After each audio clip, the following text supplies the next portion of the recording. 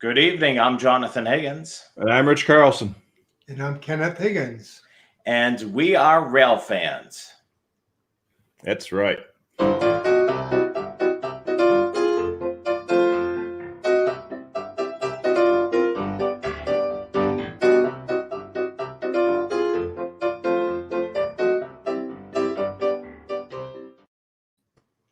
And good evening, everybody.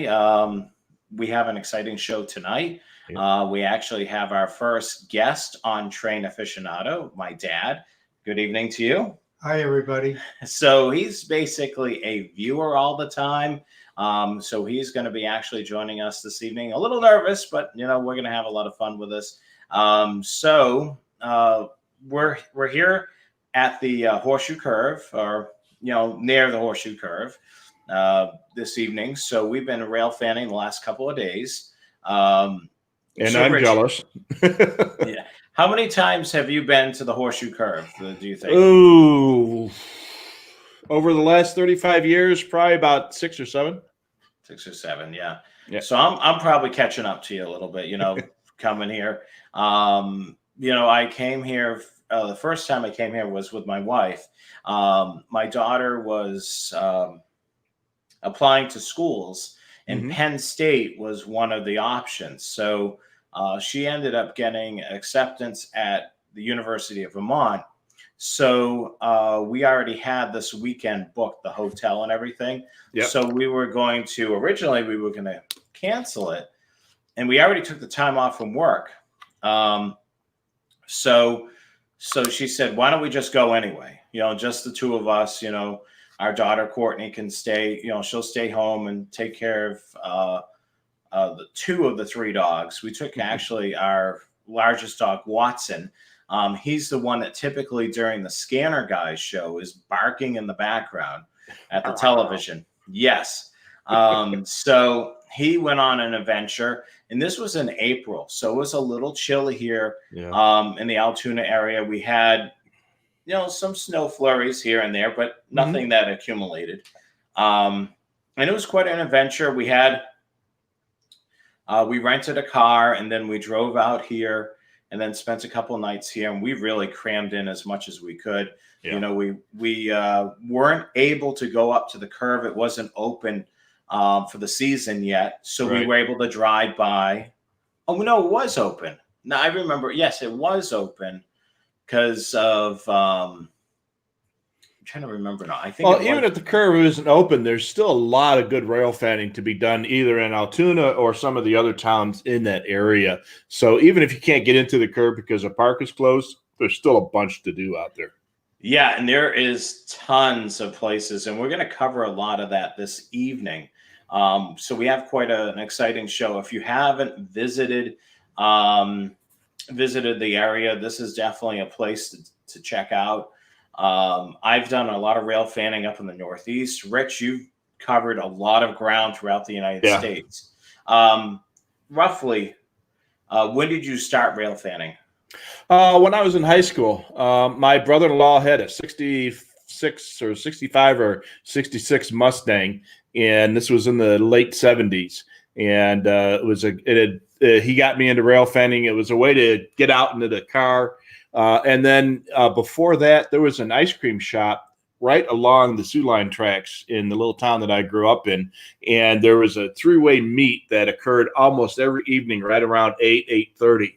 So we'd go and get ice cream, and we'd watch the trains. They'd do their seesaw meets in there, and it was pretty cool. And then I really got into rail fanning when with my brother-in-law, and again, it was a chance to get out into a car, which when you're a teen, that's pretty cool. Yeah, especially in a classic car like a 65 Mustang. Yeah, that's really cool. So you had a little bit of speed to be able to do a chase if you needed to. Yeah, well, those Mustangs weren't particularly fast, but they were cool. Everybody loved them. So yeah. So I've been rail fanning probably since I was a kid.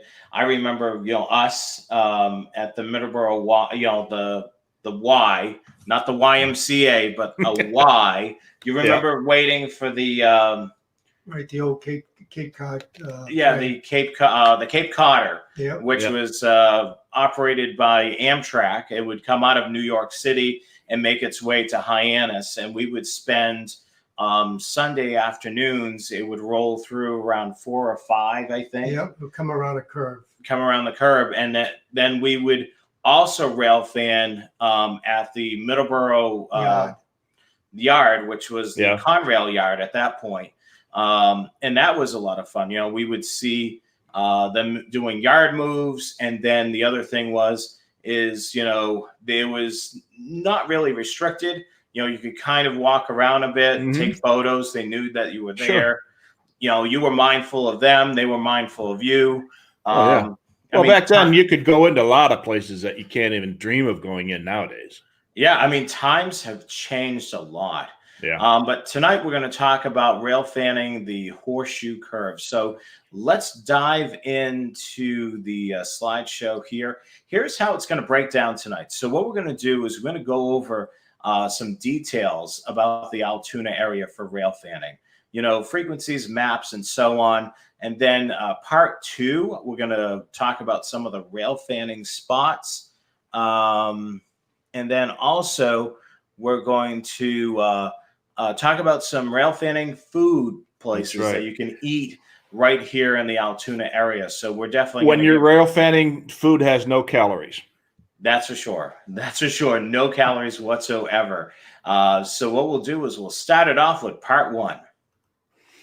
So we want to remind you to follow, like, and subscribe to all of our social media. Some of you are probably watching us tonight on Facebook. Make sure you subscribe to our YouTube channel and our Instagram channel, and also to Twitter. Typically, we are broadcasting just on YouTube, but for tonight's special presentation, we are broadcasting on both. And then you want to make sure that you check out trainaficionado.com. That's where a lot of my blog entries are. We're going to show you basically a slideshow version of tonight's presentation, but there's actually a trackside guide for Altoona where you can find all this information on one page. So let's dive into it right now. So Altoona, rail fanning spots, live from the Glitzen tunnels this evening. So let's continue on. So here's the map right here. What I'm going to do is I'm going to widen it out for us so we can kind of see. So you can see the orange line there, basically running from Altoona all the way down to, through Cresson and then right into where you're going through Glitzen, Sankerton, Cresson, and then down to Cassandra. Cassandra, yeah, that was just escaping me, the Cassandra. but those are typically through that section on the map is where a large majority of the rail fanning spots are. So, and this is definitely a wide range, but you can get there fairly quickly, depending on the locations. So we have some big news, well, maybe news for some people. So it looks like Norfolk Southern changed some frequencies. It looks like, from what I can tell from some of the Facebook pages, it was sometime in September. They switched to channel 51, AAR 51, for the road channel, channel 1. And then from what I've been able to figure out, road channel 2 is on 93, but I haven't heard a peep on it as of yet. They may not be using it right there. They might be using that a little bit further on down the line too. But typically through here, they usually use both channels. The flip back and forth in case there's a lot of activity. This weekend, I just haven't heard the need for it, but I've heard several times in the past when I was here that typically they use both channels. It's just, for whatever reason, it's been very quiet. I've been running 2 scanners this weekend, just to be able to run a service search on one and then the known frequencies on the other, so I don't miss anything. And I was thankful for a bunch of different things. Where we're staying this evening, the Wi-Fi doesn't work, so we have the Verizon hotspot here. Thank you so much, Verizon, for keeping us up and running. So that's good news on that. And then also, the frequency change was kind of like a hiccup.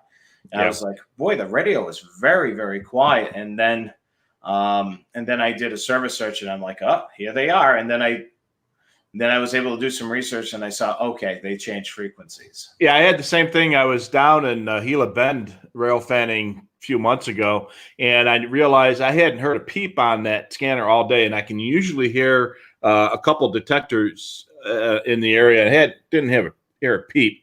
So I turned the scanner on to service search for all the railroad channels, and eventually I found them. They had moved to a new channel, and it turns out they had moved the week before. So Wow, I so did, you were yeah, you were there fairly fresh on the change. yeah. So I didn't feel so bad, Yeah, but and, I did and find them. this was like a month ago. I saw a Yeah, date of September 23rd, I think, was on one of the sites. I belong to so many of these groups on yeah. Facebook, and I did a search on there, for frequency changes, or I even typed in the frequency to pull up posts and to be Hmm. able to see, if there's banter about it. Some people were talking about it, so that was good. It kind of confirmed, Yeah. things here.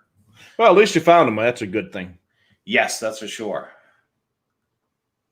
All right, so we've talked about this on our Monday show. We just wanted to do a little reminder. These are some really good scanners that are affordable. Our favorite, as you can see there, is the 125 AT, coming in at $129.95.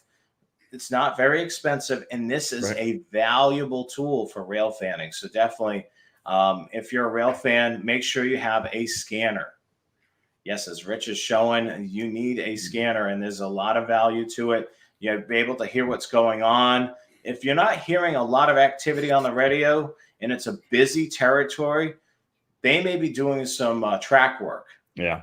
So that could be obviously a sign. Usually, I like to hear when I pull into an area some radio communications. That kind of indicates to me it's going to be possibly a busy day. Yeah. And that's why if having the two scanners makes a lot of sense if you're really getting serious about it, put those known channels, those road channels in the one scanner and then scan the other channels because maintenance away could be done on almost any channel. Sometimes I'll just say, hey, let's use 32 today and go with that. So especially if you're not seeing trains, start listening for maintenance stuff. Yeah, that's for sure.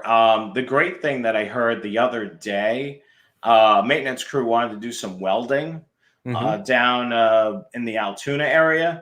And she said, well, you can't go out there. I have this train, this train, this train, this train, this train. And I'm Yep. like, okay, we know it's going to be busy. And then she told him, I'm not going to be able to get you in until like 2:30, 3 o'clock.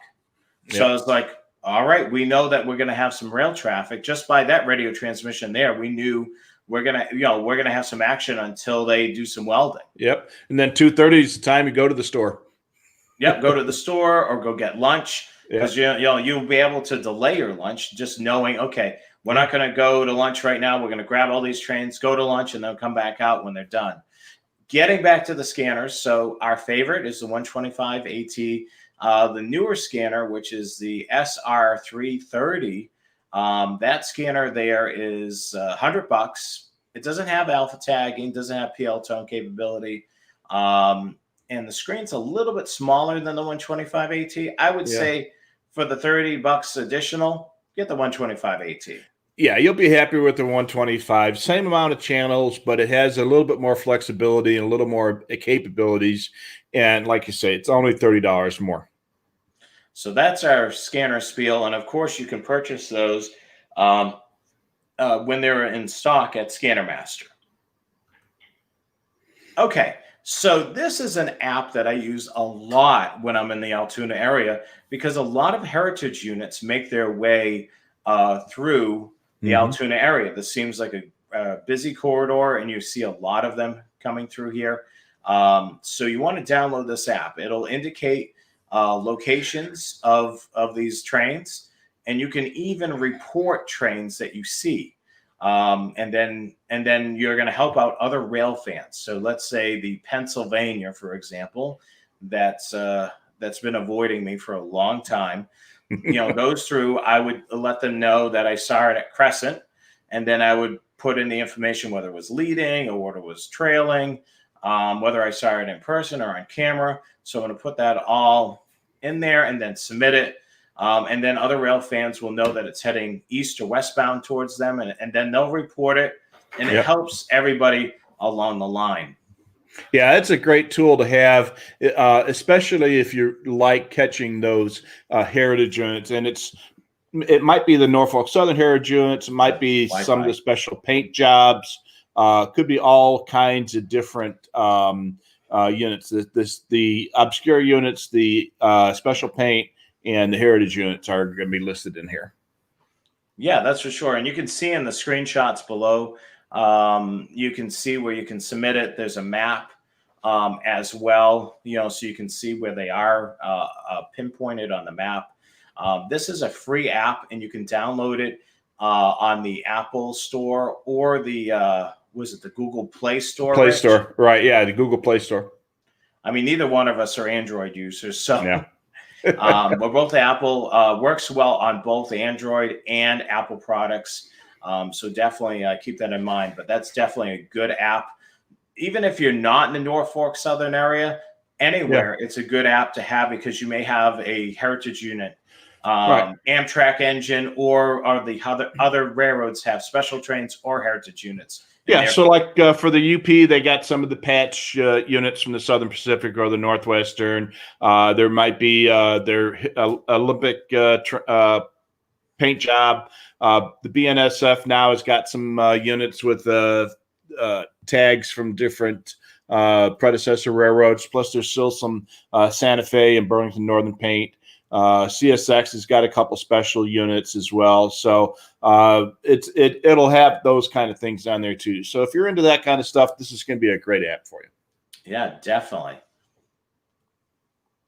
So the other thing that we can use occasionally, if you want to get a preview of what's going on traffic-wise, check Broadcastify. There may be some local feeds. There is one that's based out of the Altoona area where you can kind of listen in on communications. And basically, you could listen to the dispatcher and some of the crews if they're within range of where the scanner is. So basically, how this works on Broadcastify is someone like you or I is sharing their scanner to Broadcastify their audio, and then people can listen in through the Broadcastify app. They also have an app on Android, which is Google Play, and also on the Apple Store as well. So definitely download that. The other thing too, you can use that app when you're rail fanning as well. If you're east or west of the location, you can eavesdrop in on this area to be able to hear if there's traffic there in case you're not getting a lot of traffic on your scanner where you're at. So this is kind of a helpful thing. There is a slight delay to the audio. Just keep that in mind. And these are our favorites to be able to do when we're not able to be at the Horseshoe Curve or any of these really cool spots. There's two companies that provide virtual rail fanning. Virtual Rail Fan is the name of one. And then that's the camera that's located at the Horseshoe Curve. And Rich, the other one? The other one is in Cresson. And that's at the Station Inn. Yes. Yeah, I couldn't remember the name of the hotel there, but yeah, that's a great one too. The the virtual rail fan camera is on a pole right on the upper level, and it's a PTZ, pan tilt zoom. So there is an operator who's available a good chunk of the day, and he'll follow trains as it goes around the curve, and they're usually pretty good about that. Cresson, that's a straight camera in one direction, right? The rail stream, right? Correct. And a lot of times the lighting is okay at Cresson, but you'll see at night that they switch it to a black and white because it'll show up a little bit better. Yeah. For the most part, the virtual rail fan cam at the Horseshoe Curve is at night. It's positioned in one spot, and they have a spotlight. And then if they're trying to peer off to somewhere else at night, they'll switch that camera to black and white to try to see if they could get the image a little bit better. Yeah, there's a lot of cameras on both Virtual Railfan and Railstream, and some of them look better at night than others due to the ambient lighting in the area. Like the one at Flagstaff, the one I watch all the time, is great at night because there's lighting there. The one at Horseshoe Curve, it's kind of cool to see the train going through at night, but if there's an operator and he's got it pointed right in there, it's some pretty good reflections. But otherwise, if it's in this position, which is where it's kind of the default position, because you can see both sides at night, you can see a lot of lights, but you're not going to see a lot of detail. Yeah, I mean, it's definitely definitely both cams are cool. If you're a Railstream subscriber, you can see this on their thing. If you have Roku or Apple TV, I believe Railstream has an app, and this is a part of one of their free cameras at Cresson. If Virtual Railfan subscribers, you can certainly see this camera part of their subscriber cameras. And it's also one they provide free on YouTube. So you can definitely check that out as well. So let's get into some rail fanning spots. And we can go through them right now. So this is going to be your rail fanning spot that's just before the yards, Rose Yard. So this is on North 8th Street. It's the railroad overpass. It's a street overpass. There's a sidewalk on the west side of the bridge. And then on the east side of the bridge, there's not much of a sidewalk, but there is a little bit of a breakdown lane. So you can take some photos on either side. I can't remember. Maybe there's sidewalk on both sides. I haven't been up there this time around. But, you can cross the street and take photos. And there's some really great photos there. That shows us a train heading eastbound on the left of your screen. Right there is where they do a lot of crew swaps. For the intermodal, they'll stop the train there, do a crew swap, and then continue on eastbound. And then westbound, you can see there, really cool shot. You can get, pretty good straightaway there, as you can see with that. And you can see some action there. I don't have a photo of it, but you can see into the yard and be able to see some yard operations there as well. So it's definitely key to have your scanner scanning not only the road channel, but some of the yard frequencies as well. And it's nice to get a little bit of elevation so you can see some top detail on some of the locomotives, which you don't get to see it at ground level. That's for sure. So this is a really cool spot. This is basically a overhead of the yard. You can see how big it is. Towards the top of your screen on the map, there is a roundhouse. As you can see, the picture there is the roundhouse. This has been recently replaced, the turntable there. And then this is where they have the maintenance facility for Norfolk Southern. You can see all the locomotives parked there. And then you can see that the yard it goes pretty far, right through downtown Altoona. Now the thing with this this turntable, it's on the online version. I have the address so you can get there. It's got this wider fence where you can kind of slip your lens in and take photos like this. So it's not a chain link fence. Some of the bridges out there, some of the bridges have photo holes in them? The one at Glitzen does. A lot of the other bridges don't have any fencing. So you're able to pretty much take photos freely as long as there's a sidewalk there. And you can also use the focus method if you got a chain link fence. So the nice thing about the Rose Yard and the yard in Altoona is that it's right downtown. So there's a lot of places where you can see parts of the yard without being trespassing. Yeah, I mean, that's what we've noticed going rail fanning is some areas are a little bit harder to be able to see into these yards. You can kind of see into these yards a little bit more in the Altoona area.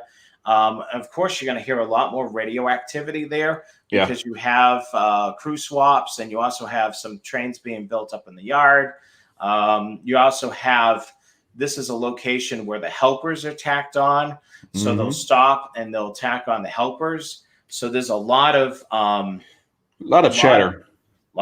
So you can Yeah. definitely confirm those frequencies when you're in downtown Altoona. It's a good stop to see. Yeah, and there's also an Amtrak station. The Mhm. Pennsylvania travels through there. There's an east and a westbound. The eastbound is in the 9 o'clock hour. The westbound is in the 5 o'clock, 4 o'clock hour. I don't have the timetable in front of me for it, but yeah. So you got one in the morning and one in the afternoon, pretty much. Years ago, it was suggested to me by a rail fan to drive out to Johnstown and then park at Johnstown and ride the eastbound from Johnstown into Altoona. And then you can hang out at Altoona for a couple hours and then ride the westbound from Altoona back to Johnstown to pick up your car. So you get to ride through the curve twice. Yes. And arrange to get your car back without having to. And that worked out really, really well, except that I backed into a light pole and did a couple $100 damage to my truck at the time. But hey, you know what? That's what insurance is for. But so check out the Amtrak schedules. And right now, all these schedules are in flux. But if you're going to be in that area and that sounds like something you want to do, or you want to ride the train through the curve, check out the schedule and see how that works. And like I say, Johnstown is the next stop up the line west of Altoona.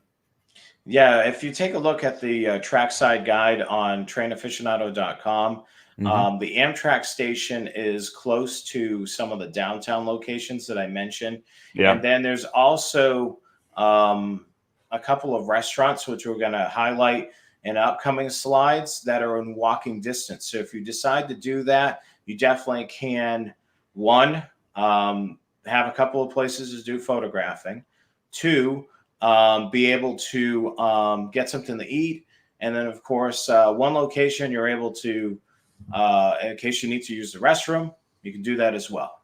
Absolutely. That's always important, too. Yes. Personal relief. Yes, personal relief. And here is the Locomotive finishing shop, as you saw in the previous slide. This is a really cool spot. This is an active turntable here. A lot of times what they'll be doing is sometimes they're putting together the helper units. If some of them went into maintenance, what they maybe do is swapping the rear unit usually in the helper units, you have two locomotives together and one facing opposite directions. So their butt ends are coupled together. Yep. This is a great place to get a night shot. So if you're looking to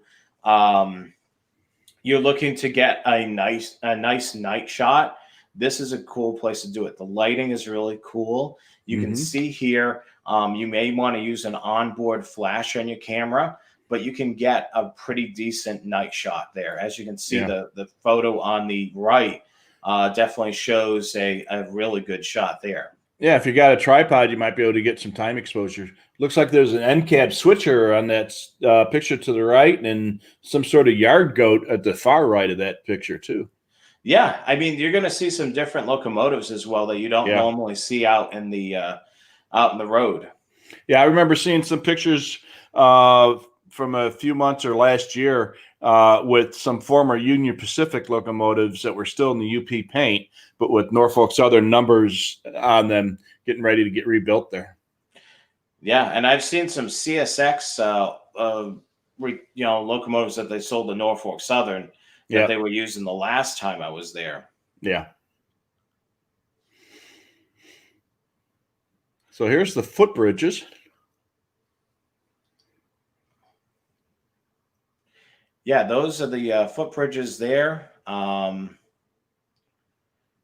So you can see there, if we're looking in the at the photo on the left, that's the train heading eastbound, and you can see if you look to the very right, you can see the platform there. For the Amtrak station. Oh, so, yeah, right at the very right side of the left picture. Yeah, and then if you look at the picture on the right, you can then see the trains heading westbound. Well, the train that's facing us is heading west. The other one's heading east in this shot. So Yeah. you'll get a lot of this, um, at the downtown area where a lot of trains will meet. Now, is that bridge is that that's that bridge right downtown, the pedestrian bridge that's right downtown at the top of the picture on the left, right? Yeah, so there's two pedestrian bridges. So there's one that's enclosed in glass, Ah, and okay. then there's Yeah, another that's one right. that's air open. Yeah. Yeah, those are great spots. And there's always rail fans there, so they understand it and they get it. They're not going to kick you off. Yeah, that's for sure. And they're used to seeing people. Usually they're waving all the time. You know, Yeah. the engineer and conductor are always waving all the time. Yeah. Yeah, I met John Cradinger on one of those bridges many, many years ago. Yeah, and it's just a great place to be able to go rail fanning. Now, Yeah. this is probably one of the most. I think I may have put these slides in the wrong order, but that's okay. Well, no, this is right. Okay, so this is a horseshoe curve here. I've been rail fanning there for last 4 years Mm-hmm. because my daughter is now a senior in college now. So has it been 4? Maybe it's been 5 years. Yeah. Yeah, because she wasn't even started, when she was Yeah. going to go out there. So maybe it's been 5 years. But anyway, when I was lucky enough to go there when the growth, all this shrubbery or whatever you want to call it was cleared or cut down. Yeah. So you were able to get a good view of all the trains going around the curve. The horseshoe curve is because it's shaped like a horseshoe. If you looked at it over a satellite, that's what it looks like. Yeah. And you're able to see all the way around in this park that's elevated. And it's really cool to be able to see them coming around and get photos. As you can see here, I was able to get a heritage unit heading eastbound. And a leaser too. Yeah. And then I was able to get a westbound. I've taken tons of photos up there, but it's a really cool spot. The vernacular is really neat. Yeah. When they have that operating, basically takes you up and down from the summit at the Horseshoe Curve.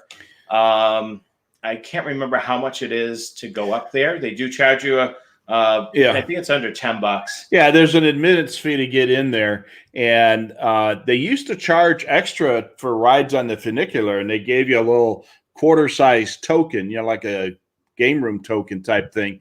And I bought an extra one of those to save it. And I still have that in my coin collection, and they don't do that anymore. But it's cool to have that as a souvenir.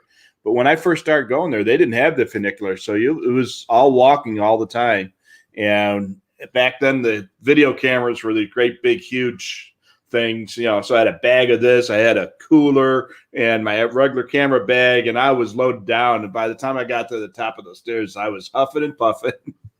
Yeah, that's crazy. They also have a gift shop, which is pretty nice.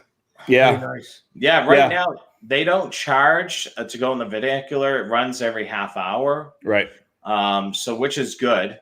So if you do have a lot of equipment, you can use it to go up and down. Well, now I'll walk up and down the stairs because my camera is right here.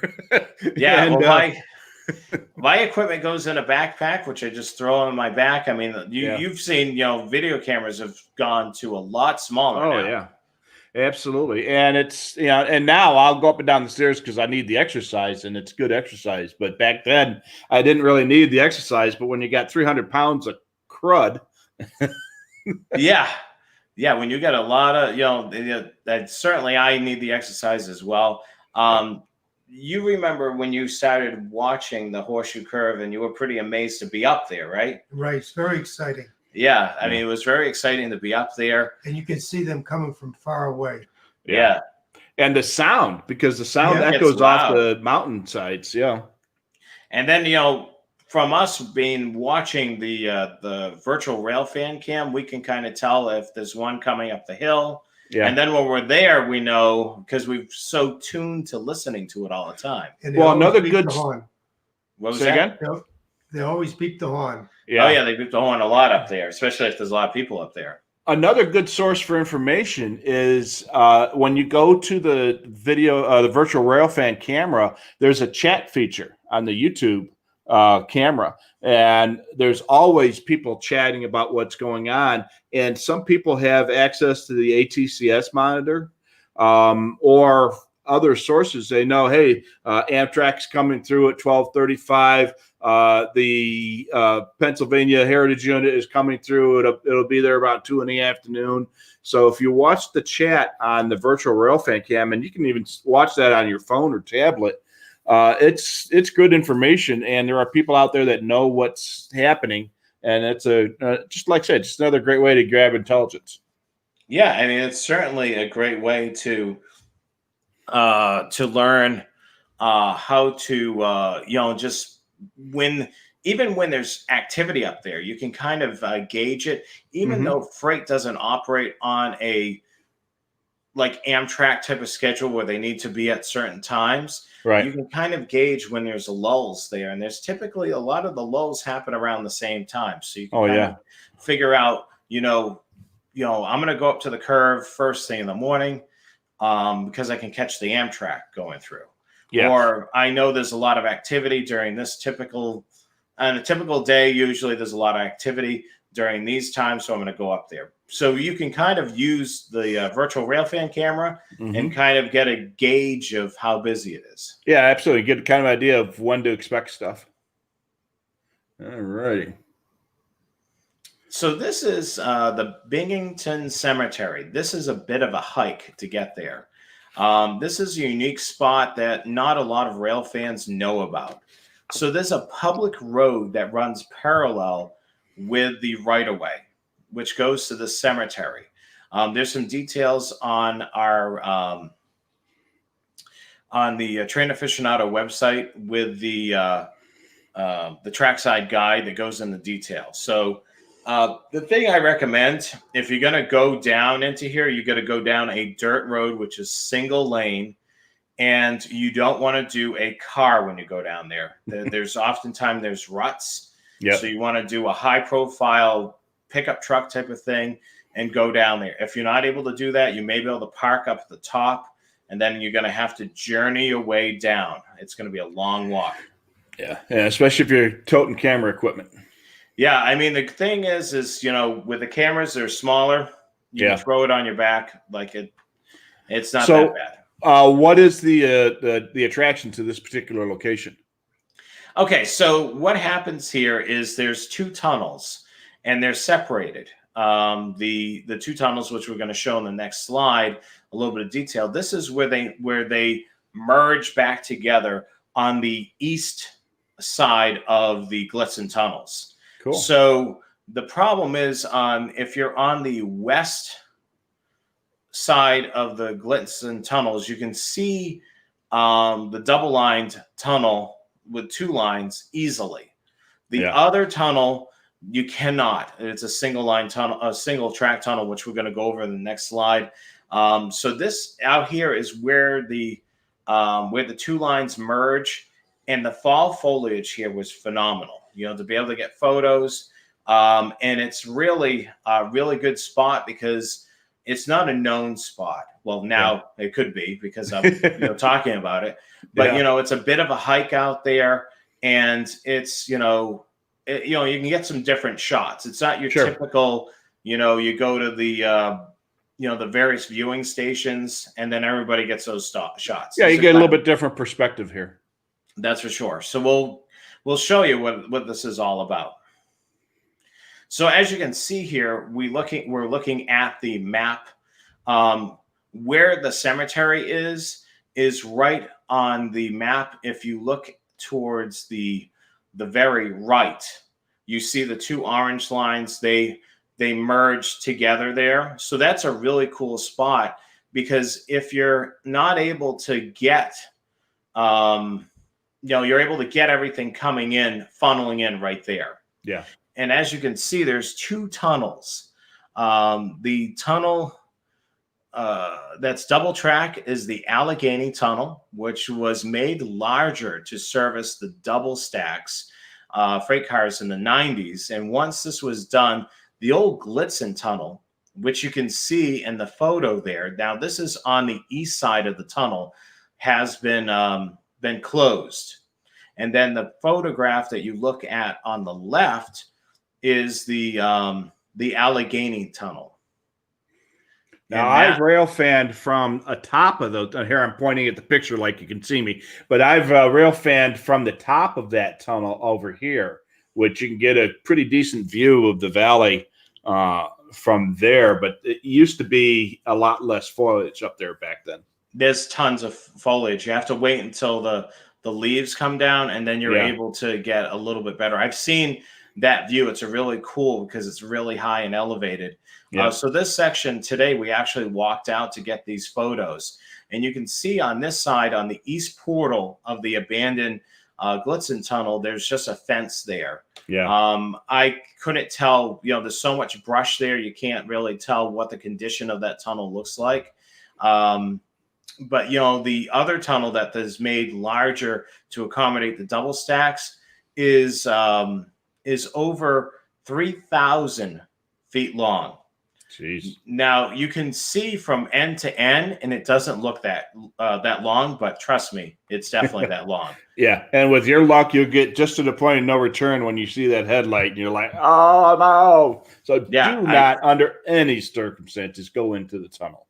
Yeah, and you look at the date of the tunnel was built in 1854, and then they were able to make it larger, which is really cool. Yeah, they didn't have double stacks back in the 1800s. So.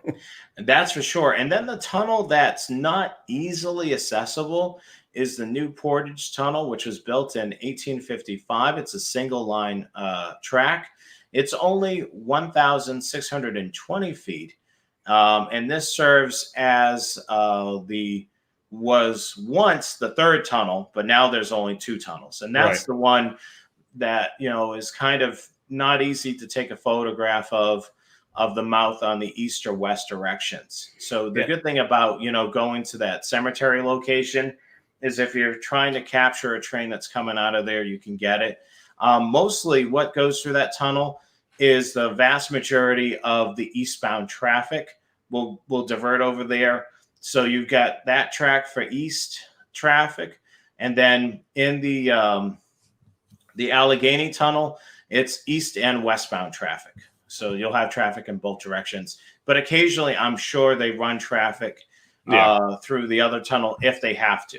Yeah, all three tracks are bi-directional, so you can run any train in any direction on any track there. So it used to be 4 tracks going through the curve years ago, but they took up one of the tracks, and now there's only 3. Yeah, but on that other tunnel, it's mostly eastbound from what I've seen over the last several years. Excuse me. So here we are. We're looking at the tunnel here with double track, which is the Allegheny Tunnel, and you can see a couple of helpers coming out of the tunnel, and you can see the other end of the old Glitzen Tunnel bricked in there. Yeah. And then that's looking, that's the one coming out of the tunnels heading westbound. And then you can see here, this is looking on the other side of the tunnel. This would what the image would look like if you were photographing a train heading eastbound on the left shot there.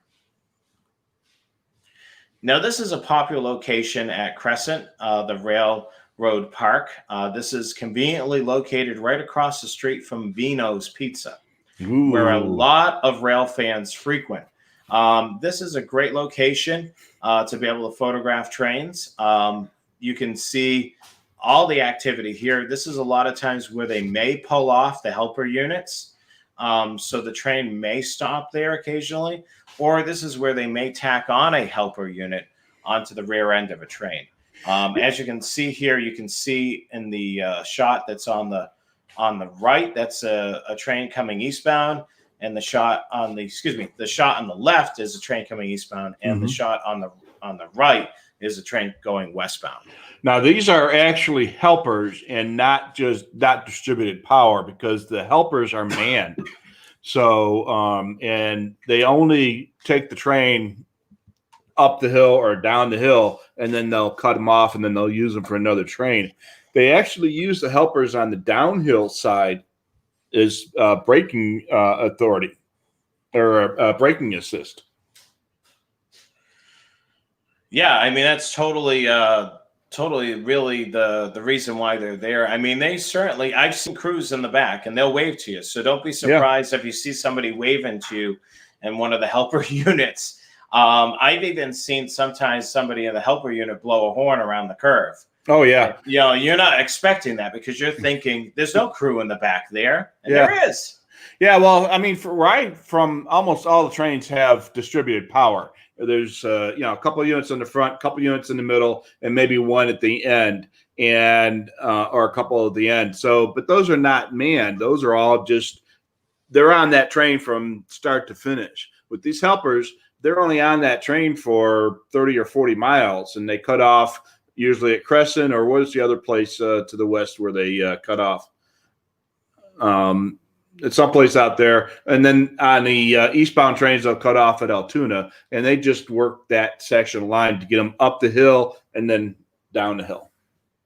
Yeah, I mean, it's certainly really a really cool thing to be able to see these helpers on the rear. And then you also see them moving by themselves, as you could see in the previous slide. This is another cool location. This is across the tracks from the station inn. Now, this is a really good spot for rail fanning as well, to get a different perspective. When you're at the other location that's up the street, you're on a platform, and then you're at elevation with the track on the platform, but it sets back a bit from the right of way. Here, you're right at track level, and there's a tunnel that connects you to both sides right in front of the station inn. So you can walk underneath the track in a tunnel, and then you can get over to this side, and you can get some really good shots here of both east and westbound. You can see in the shot on the left, you can see a eastbound train, and then you can see here on the train on the right, that's heading westbound, or actually sitting on that siding westbound, but that's the westbound point of view there. But yeah, you can see a heritage unit. This funny story with this one, I saw on the app that this train rolled through, and nobody did any more updates on it. And I went back to Cresson, and I said, "Oh my God, there it is, right there." So I was able to take photos of it with it parked. So I took a whole ton of photos because it wasn't. Oh yeah. Now, what the nice thing about that tunnel, you can go to either side, and whichever side the lighting is better for at that particular time of the day. And if there's a train stop there, you're not stuck, and you're not trespassing. Yeah, and the great thing about it, because you get skunked every now and then with a east or westbound that could be blocking, what you're looking at on one of the tracks that's furthest away from you. Yeah, and that's a lot of places where you go rail fanning. Sometime you're shooting pictures into the sun, which means that the side that you're photographing is dark, or you're getting odd lighting from the sun overloading your iris and stuff. So this allows you to go back and forth and get the best shots. And I like that. It looks like a late afternoon shot on the right. That the way that lighting looks. Yeah, I mean, that's the thing I look at a lot of times. I'm looking at what the shading is when I'm taking shots to be able to see, what the best lighting is. And right in this spot, you definitely can, the platform at Crescent is on the other side, on the same side of the tracks as the station inn. And then this spot that's across the tracks, across from the station inn, is on the other side. So you can use both sections to be able to get those really good shots. Absolutely. Kearney's Crossing. Have you been out here, Rich? I probably have, but I probably don't know it as such. I'm not sure where this is at. So this is just now we're traveling down the line, so we've made our way from Altoona to the Horseshoe Curve, so we're continuing west on the line right now. So we're going in order in location. So this is a railroad crossing that's got some wide spaces to park right at the crossing. So a lot of rail fans will park the car. They'll get an indication that the train's coming because the railroad crossing will go down, the gates will go down, and you'll be ready to go for the photos. This is a really nice looking on the westbound side. It's got a curve, so you're able to get some really good shots, as you can see. I think I got these. Yeah. So a train heading eastbound is going to come around that curve, as you can see on the photo on the left. And then the photo on the right is a straightaway. So it's a really good straightaway shot. You can see it for quite a while. Oh, cool. So Lily is a little tiny town that's further west, and you can get some pretty good shots there as well. There's a road in downtown Lily that runs parallel with the right of way, and you can get some really good shots. You're on the public street. It's not a busy road whatsoever. There's places to park, and you can get some really cool shots of trains heading in both directions. There's in this section of track where I was able to take photos. There's nothing in the way. Yeah, so you can get up and close without a problem, and they come out really well here. But you're going to be on the southern side of the tracks here because there's a lot of trees on the northern part of the tracks, as you can see here. Yeah, so if you've got some lighting issues, it might be time to move to a different location. That's for sure. Now, this is one of the most popular locations, the Cassandra Railroad Overlook. This is a really cool spot because there's a pedestrian bridge where you can walk over the right-of-way. You can take photos on this pedestrian bridge. They actually have a picnic table that has the Norfolk Southern logo on it. It's been painted black. There's a group of people that actually take care of the park, keep little trees and shrubs, cut down and make sure it's nice and clean. And this is one of the most popular locations. I find a lot of rail fans there. There was a group of gentlemen that was there today taking photos. They made the day of it. They actually brought a grill and grilled up some hot dogs. So they were having a good time there. I've caught my first Heritage unit here, rounding the curve, heading westbound, which was the Virginian, making its way west. And it's got a beautiful curve there. The fall foliage this weekend was phenomenal there. I found as you travel further west on the line, those colors are really popping. So you got the curve as trains are making their way westbound, trains making their way eastbound. You may want to bring a step stool. The bridge sides are a bit high in order to be able to get a good shot. You may want to bring one of those, and it's a nice straightaway trains that are coming eastbound. Yeah, that's a nice spot. So we're going to get into rail fanning food and great places to eat. So this is definitely a key thing for a lot of rail fans. Got to keep that belly full. And like I say, when you're rail fanning, there are no calories. So this is a place that we ate. What did we have it? The first day that we were here, this is the original Italian pizza place. And you had the fish and chips. Yeah. And you liked that. And I had good. And I had a calzone here. And this is not too far from the Altoona shops. It's on 2nd Street. And we actually saw some workers in there coming in there getting their lunch. So, this is definitely a good place when you see a lot of the Norfolk Southern workers going in there to get some takeout. And we give it 5 out of 5 stars. Rich, I don't think you've been to this place, right? Not recently. I don't recall being there. The last time I ate in Altoona that wasn't with you was probably about 6 or 7 years ago. So, and it was a regular sit-down family-style restaurant. But I did go to Vito's. Yes. Hey, look at that. There's Vito's. So we give this 5 out of 5 spikes. Vito's Restaurant and Pizzeria, located right in downtown Cresson. I've actually ate here so far twice there. We had a sausage pizza in your honor, Rich. Yeah, I saw the picture of it and I drooled about it. So it was good.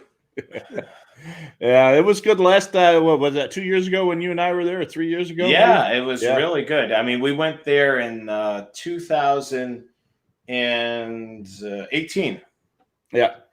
So 2 years ago, and it was very, very good. And I mean, I'm a Chicago guy, so I like Chicago style pizza.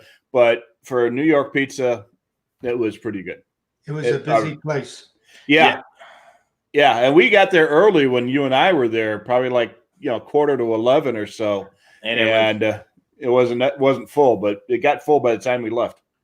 Yeah, that's for sure.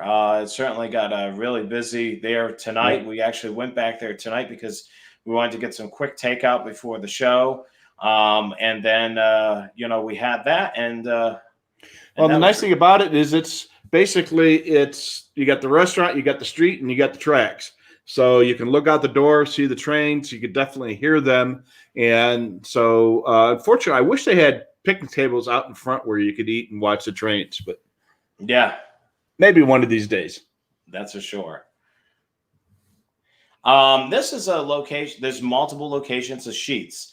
This is a gas station chain. Their food is phenomenal, and it's made to order. So you can order through a computer kiosk. And you can customize your sandwich or anything that you want to order there. Let's say if you were making a sandwich, you could say that you want lettuce, pickles, and mayonnaise, and they'll make that sandwich with lettuce, pickles, and mayonnaise, or whatever you want for toppings. So this is believe it or not, this is a gas station. It's probably the best gas station food that I've had, and it's a chain that's of gas stations that's right here, based in Pennsylvania. Did you see what Carmen wrote? Yes, 10 out of 5 spikes. Yeah, so definitely Vito's certainly deserves it. That's for sure. Yeah. But Sheets is certainly a good place to get some food fast. You can fuel up your car. It does have a convenience store in there, and the restrooms are clean. So if you need to fuel your tummy, fuel your gas tank, and relieve, you can do it all in one place. Sounds like a place to be. Yes. All right, so we want to remind you, if you've got mail, you can be a part of the Train Aficionado Trackside Bulletin, which is a newsletter that we release occasionally on trainaficionado.com. So go to trainaficionado.com, sign up for the Trackside e-bulletin, and we can get you hooked up, and we'll keep you up to date with any special things that are going on with the blog, or if Rich and I are doing something really cool, we can definitely tell you all about that. And I got to get my spell checker fixed.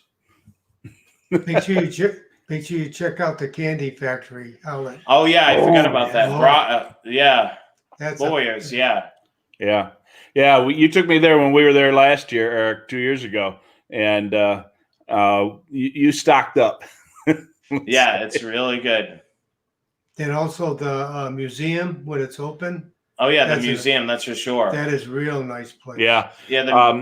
I was we didn't go to it last time, but I was there a couple years before that, and they just opened up one of the new wings, and they did a really nice job. And my wife was with me, and she really enjoyed it too. Which, for the spouse to be enjoying a railroad museum, it means it's pretty good. Yeah, it certainly is. And we really, I just really had a great time. When I went to that museum, I definitely would go there again. Unfortunately, it's not open right now because of the COVID restrictions. Yeah. The last time I checked, the Horseshoe Curve is open with social distancing. And the Horseshoe Curve also, to keep in mind, as of right now, is on limited hours. They're opening a little bit later in the day, and then I believe they may be closing a little bit earlier. So make sure, if you're going to be going to the Curve, make sure you check their website just to make sure that the hours are going to work for you. So as a reminder, we want to make sure you follow, like, and subscribe to all of the Train Aficionado social media: Facebook, Instagram, YouTube, and Twitter. And also make sure you check out the Train Aficionado website. And next broadcast for the Train Aficionado broadcast will be Monday, November 2nd, 8 p.m. Eastern Time, 5 p.m. Pacific. And make sure you hit the subscribe button. You can be notified each and every time that we have a new video. And then, of course, you can browse all the videos that we have of Season 1 of Train Aficionado Live. And, of course, it's hosted by myself and Rich Carlson. And it's the first Monday of every month. That's what you can remember. And then this is a special broadcast. We may run occasionally these, but we'll let you know. And then, of course, subscribe to the newsletter, because we'll start using that to update you guys when any special broadcasts are coming up.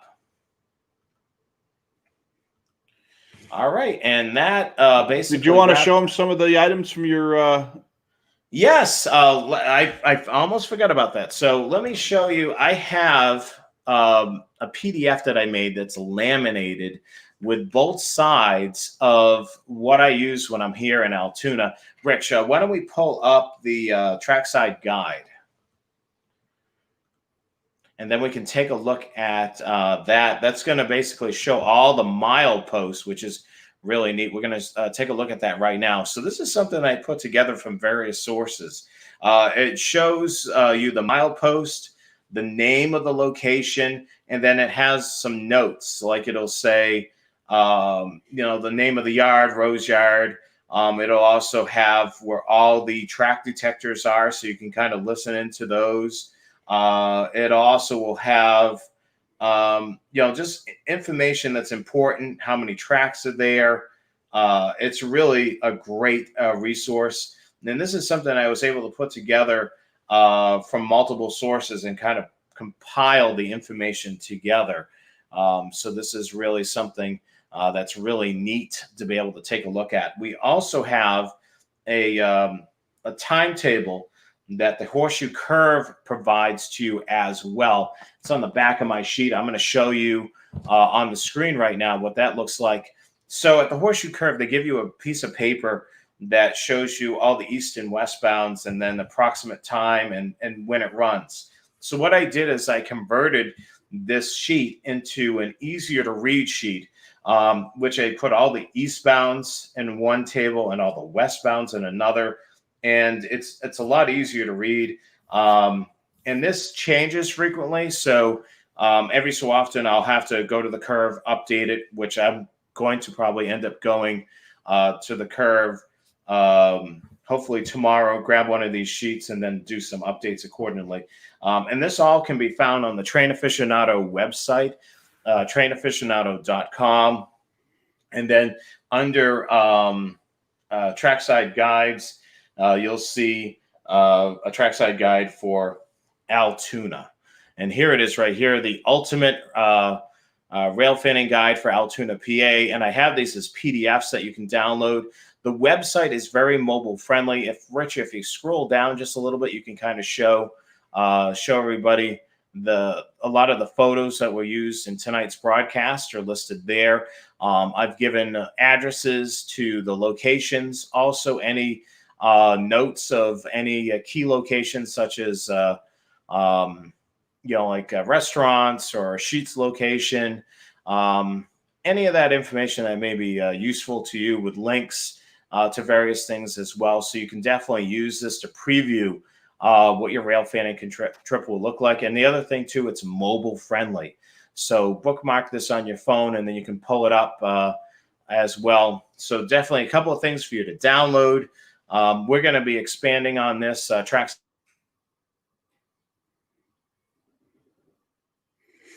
So they'll be expanding on the trackside guide, and there'll be more and more information as you go. And there'll be a lot of good information. So go to trainaficionado.com and you'll be able to see all of this. So Jonathan, are you back? It looks like we lost Jonathan. Oh my gosh. So hopefully we'll get Jonathan back again real soon. And while we're doing that, let's check some of the check-ins. I'll get a shout out to a couple of our regulars and a couple of the new guys. Chris checks in like he does every week. Howdy, Chris. And Bill's checking in. William, Evan, I think you're a new guy, Evan. Welcome. And our buddy John from Jersey, Joe's checking in. And William's been to the curve once. Yeah, if you've been there once, you'll want to go again. That's a definite thing you're going to want to do.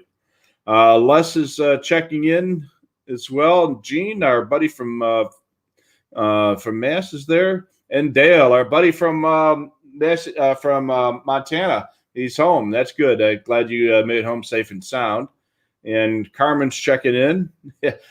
Ice cream, yes. Ice cream is good all the time. I would eat ice cream for breakfast if my wife would let me. Dave's checking in. And Chris says he can hear the trains on his Pro 164. That's the neat thing about listening to railroad radios is you really don't need a fancy scanner for railroads. Almost any scanner will do. And Carmen asks if the SR-30C scan that we talked about earlier will cover military aircraft. No, it will not.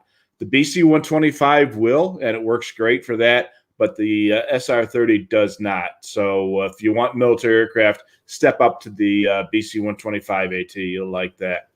So Jim is reporting that in Central New York, around the mile marker 225, all the rail service was shut down due to a storm that moved in and it broke down a lot of tree limbs. And one of the engines even lost a mirror. So, yeah, that can happen.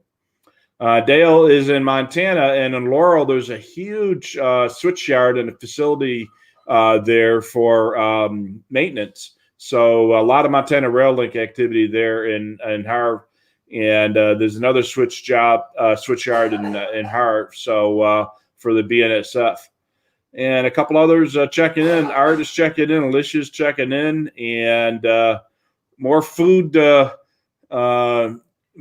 comments from Carmen. So Vito's, you need the 10 spikes and the mallow cups. Those were your favorite at Boyer's, huh?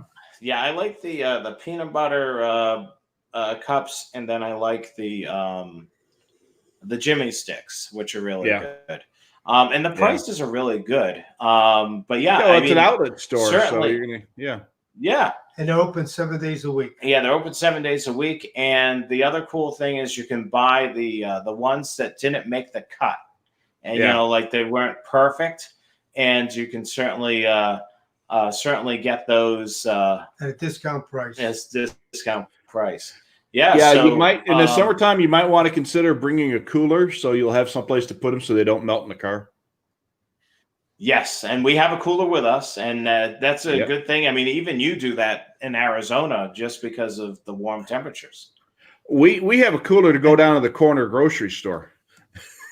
Yeah, because it's so ice hot. cream will melt by the time we have to have a cooler in the summertime. It's 120 degrees here, and it's a 25-minute drive from the grocery store. So we have a cooler bag just so that the ice cream doesn't melt by the time we get home.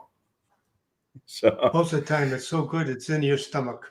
Yeah, absolutely. Yeah, you want to eat it right away.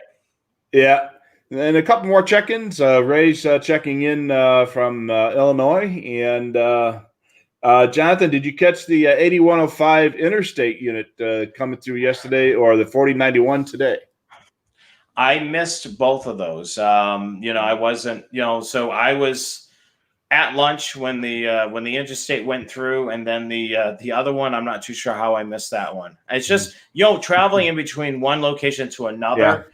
That's what I typically do. I'll go from one location to another, and sometimes you miss some along the way. I mean, I'm also dependent on people on the Heritage Unit app posting where it is, and if they haven't updated it in quite a while, it's hard to tell where exactly it is.